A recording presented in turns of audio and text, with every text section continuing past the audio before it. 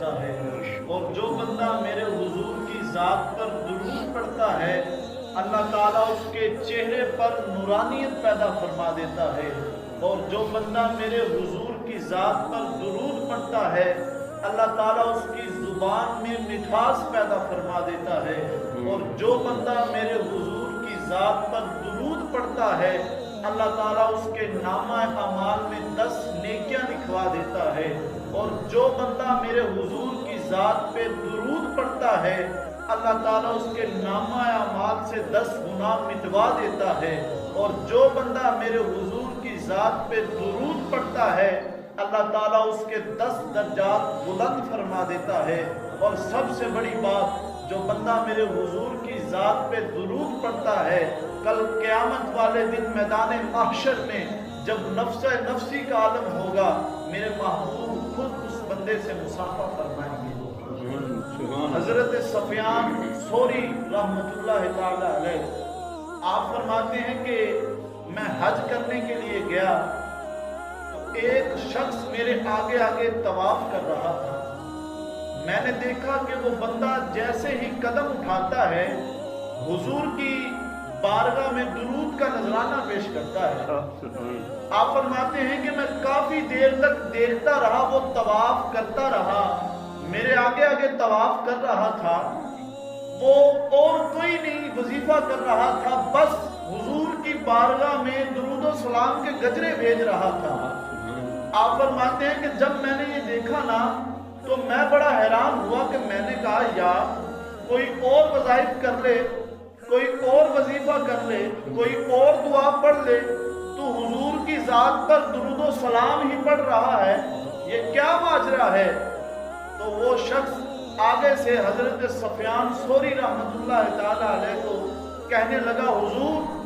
میں درود و سلام اس وجہ سے پڑھ رہا ہوں کیونکہ میں درود و سلام کی برکات دیکھ کر آ رہا ہوں۔ جب آپ فرماتے ہیں اس بندے نے یہ بات کہی نا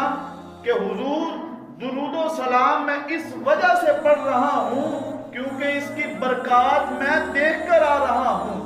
آپ فرماتے ہیں میں نے کہا یار کیا برکات دیکھ کر آ رہا ہے، مجھے بھی تو بتانا کہ اس کی کیا برکات تجھے نظر آئی ہیں۔ تو وہ بندہ آگے سے حضرت سفیان ثوری رحمۃ اللہ تعالی علیہ کو کہنے لگا حضور میں اور میرا والد ہم حج کے لیے آ رہے تھے، قافلے کے ساتھ آ رہے تھے، راستے میں میرے والد کی طبیعت خراب ہو گئی۔ جب میرے والد کی طبیعت ناساز ہوئی نا تو قافلے کا جو سردار تھا اس نے کہا کہ یار تم قافلے سے علیحدہ ہو جاؤ، ہم چلے جاتے ہیں، تم اپنی دوا کا بندوبست کر کے تو پیچھے ہمارے آ جانا۔ آپ فرماتے ہیں کہ اس بندے نے جب یہ بات کہی نا تو میں نے اسے کہا پھر کیا ہوا؟ تو وہ بندہ آگے سے کہنے لگا حضرت سفیان ثوری رحمۃ اللہ تعالی علیہ کو وہ کہنے لگا حضور جب میرے والد کی طبیعت خراب ہوئی نا تو میں بڑا پریشان ہو گیا کہ میرے والد کی سانسیں اس طرح سے چل رہی تھی کہ جیسے اس کی آخری سانس نکل جائے گی، مجھے یہ لگ رہا تھا۔ وہ بندہ آگے سے کہنے لگا حضور تھوڑا سا وقت گزرا، تھوڑی دیر گزری، میرے والد کی وفات ہو گئی۔ جب میرے والد فوت ہوئے نا تو میں بڑا پریشان ہوا، میں نے کہا کہ یار یہاں پر تنہا ہے، کوئی بھی پاس نہیں، کوئی بستی قریب نظر نہیں آ رہی، ہماری مدد کون کرے گا؟ آپ فرماتے ہیں کہ وہ بندہ کہنے لگا حضور میں بڑا پریشان تھا، تھوڑا سا وقت گزرا، میرے والد کے چہرے پر سیاہیاں پڑنے لگ گئی، جب میرے والد کا رنگ سیاہ پڑنے لگا نا تو میں اور تھوڑا پریشان ہوا، میں نے سوچا کہ یار اگر کوئی ہماری مدد کے لیے آ بھی گیا وہ جب میرے والد کا اس طرح چہرہ دیکھے گا وہ سوچے گا کہ پتہ نہیں کتنا گناہ گار ہے، کتنا بدکار ہے، وہ بندہ ویسے ہی چلا جائے گا، ہماری مدد نہیں کرے گا۔ آپ فرماتے ہیں میں اور پریشان ہوا، جب میرے والد کے رنگ تبدیل ہونے لگے نا میں بڑا پریشان ہوا، تو تھوڑی دیر بعد نا ایک سفید کپڑوں میں سونی صورت والا چمکتی ہوئی صورت والا بندہ آیا، آ کر اس نے میرے والد کے چہرے پہ ہاتھ پھیرا، جب میرے والد کے چہرے پہ ہاتھ اس نے پھیرا نا تو میرے والد کا چہرہ 14ویں رات کے چاند کی طرح چمکنے لگ گیا۔ جب میرے والد کا چہرہ چمکنے لگا نا، وہ بندہ جب جانے لگا تو میں اس کے قدموں میں لگ گیا۔ میں نے کہا حضور بڑا پریشان تھا، بڑا دکھی بیٹھا ہوا تھا، یہاں پر بڑا پریشان بیٹھا ہوا تھا کہ میرا والد بھی وفات پا گیا، اب میرے والد کے چہرے کا رنگ بھی تبدیل ہو رہا ہے، ہماری مدد کون کرنے آئے گا؟ اب آپ آئے ہیں، یہ تو بتا جائیں آپ کون ہیں،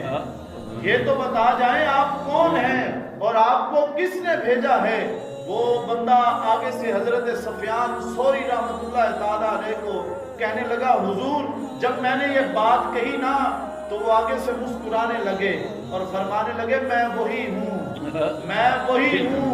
جس کی ذات پر تیرا باپ صبح شام درود و سلام پڑھا کرتا تھا،